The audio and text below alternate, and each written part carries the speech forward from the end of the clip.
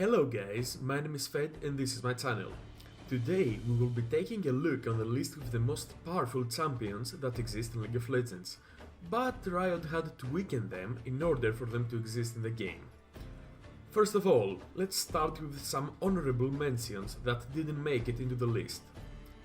This might come to a surprise, but Xin barely didn't make it into the list. Despite the fact that he is a regular human, his pistol's power is unmatchable. Xin's whisper can even obliterate champions in one hit. But the only reason in-game that Xin is considered balanced is because of his bullet system and attack speed limitations. But we know that Xin puts himself in such a limitation as he mentions in his voiceovers. Rapid fire? Where's the drama in that? Also, Echo would have been in the list if he wasn't a regular human, because in his lore he can rewind time as much as he wants to. So he can never fail in his actual lore to do something, because he can try infinite times. But he is not completely invincible, because if he was to instantly die or be mortally wounded the second he rewinded time, that wouldn't fix his wounds, so sucks to be both Echo and Xin, I guess. Now, let's move forward into the actual list. Number 5. This one will be a surprise to everyone, but it's Rammus. Wait, what? How can a simple turtle be on the top 5 list of the strongest champions on Runeterra? The answer is very simple. Rammus is a god. Yep, you heard that correctly. Lore-wise, Rammus is a Suriman legend, a silent beast god that roams the desert lands, helping other people.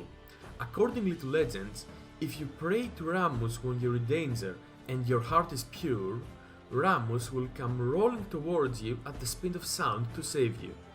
While not being immortal, Rammus has a lot of godlike characteristics despite his stoic attitude, as he can make the ground simmer with his bare thoughts and force an enemy to attack him without even taunting him verbally. So yeah, Rammus is both a legend and a lesser god. What a time to be alive, right? But despite the legends, he still looks pretty mortal and his appearance doesn't give off anything special, so that puts him at the bottom of our list. Now, let's move to number 4. This one might not come as a surprise to anyone, but Cho'Gath is a void monster that feasts upon fear. He is rumored to be one of the generals of the void, and he can grow indefinitely in size by eating other organisms. So technically speaking, if he were to be given proper time and preparation, Cho'Gath can defeat any opponent by sheer size, as he can technically outpower everyone with his huge body. But despite him being a behemoth, he can still die if outnumbered. He may be huge and terrifying, but he is not immortal. Number 3. Number 3 is unique because it's taken up by 2 champions, Bard and Kindred. Both Bard and Kindred are spirits. Spirits are otherworldly beings that can cross the gaps between worlds. They possess an unknown but presumably huge amount of power that can be used to toy with life itself. As an example, Bard can bind 2 things together, travel through walls and temporarily freeze time and make his allies and enemies alike invulnerable, while Lamb can use her strength to make all life literally unkillable for a certain amount of time. It's also known that spirits can't die. After Bard dies, as an example, his spirit is sown leaving his actual body. Also, when Kindred dies, they both merge into one another and disappear. But it's known that Kindred cannot die, because if Kindred could die, then people would live eternally. Moving forward. Number 2. Ryze was a normal mage living a normal life on a diplomatic mission. Well, that's until his master went mad and tried to kill him. After Rise defeated his master, he took his scroll and within it he found untold wisdom and power. The scroll revealed a great secret to him, one that only he knows. Rise has reached all the mage's titles in power and has attained the master rank of Archmage. Rise is a savior that runs around the world collecting the world runes. These stones were used to create Runeterra, and the same stones can be used to unmake what was created. As Rise chased the power of the runes in order to seal them away from the greedy hands of Runeterra's nations, he saw that the runes imbued him with untold power. His body gradually stopped aging, and he felt his power growing stronger every day. Rise also tattooed himself with various runic symbols to augment his power and make himself even stronger. So, Rise is an immortal mage with immense destructive power, but what truly puts him on the number 2 spot is not the power that churns within him, but it's the world runes. In a case of great danger, Rise can probably use a world rune and delete out of existence every single organism, construct or even planet that tries to oppose him.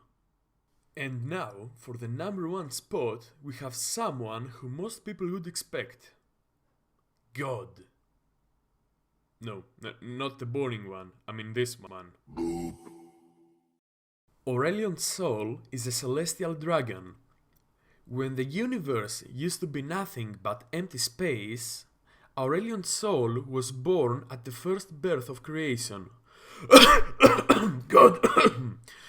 Just because he felt lonely, he started creating companions, the stars, huge balls of light that illuminate the universe and keep Aurelion's soul company.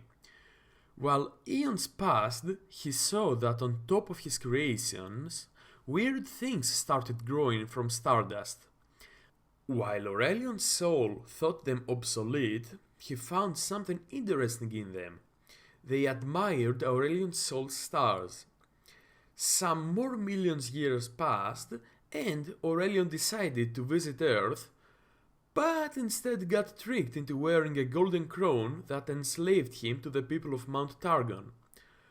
So, from his huge size and ability to create worlds in a single thought while destroying others, became nothing but a distant memory, as the crown limited his abilities from near infinite to him being mortal. But despite being mortal and being able to die, he is still one of the lore-wise strongest champions in the game, and that puts Aurelion's soul on the number 1 spot. But there's another thing. Pantheon is a spirit of Mount Targon. Through his many reincarnations of various potent Targon warriors, he is the one that beckons Aurelion's soul to this world, practically enslaving him. So, despite Pantheon being a simple one-minded spirit that possesses people, he has enslaved the creator of the universe, so he still deserves a near number 1 spot. Well people, thanks for tuning in for another League of Legends video. If you enjoyed the video, make sure you like and subscribe so the YouTube system won't gut me open. And comment down below what kind of content you'd like to see uploaded in my channel for my next videos. And I'll try to respond to all of the comments down below. So, it's been Fed, and see you guys next time.